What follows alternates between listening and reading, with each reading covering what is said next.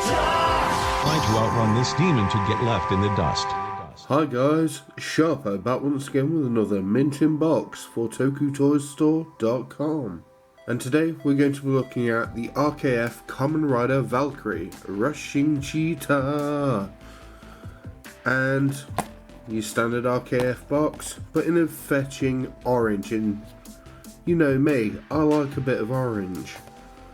So it's a very nice box overall, especially for my aesthetic choices. But let's just crack straight on with the review. Valkyrie is the no-nonsense commander of AIMS, or AIMS, and is an agent of Zaya.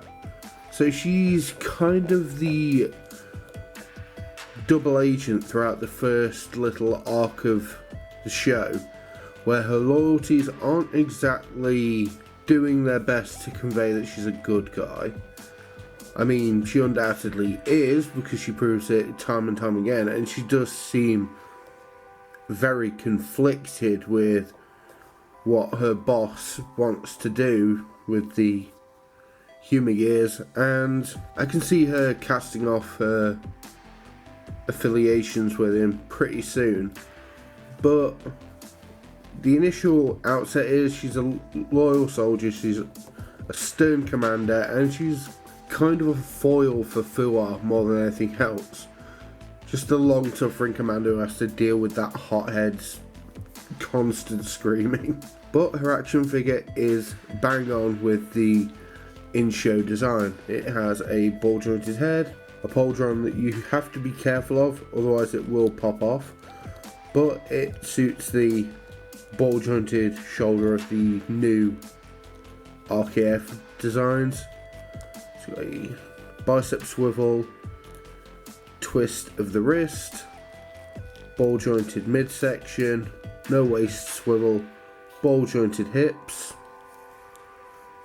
Very nice. A nice deep knee joint and feetsy ball joints.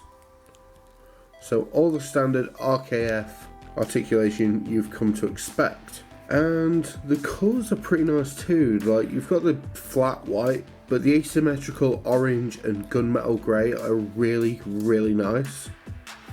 It's not as metallic as you'd think, but it is shiny enough to give it that effect, and I kind of like that. The head sculpt's not the greatest though. It's not, just like with Vulcan, I'm much more of a fan of her Lightning Hornet form rather than this one, and I do hope to see that as an RKF at some point.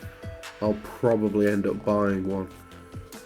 But this is also a decent figure in and of its own right, and I can see a lot of people chomping at the bit to get it.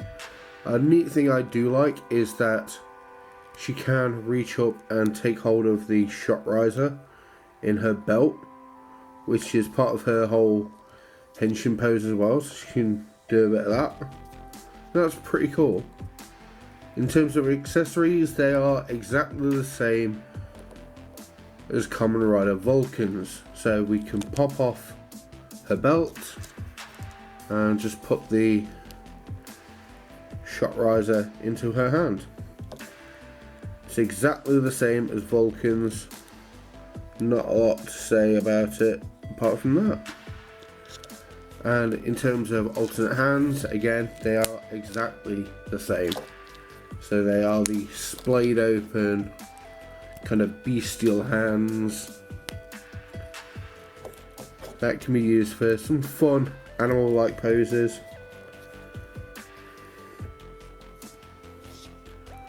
I don't really have a lot else to say about Valkyrie. She's a solid figure, but is basically on par with Vulcan. There's not a lot of difference between them other than what the characters are.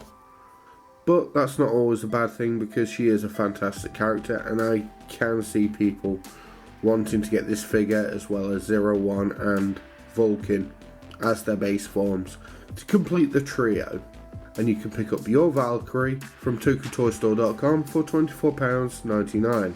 And I highly recommend you do that. As always, I've been Sharpo. This has been the RKF Kamen Rider Valkyrie. And I'll catch you guys next time for another Mint in Box.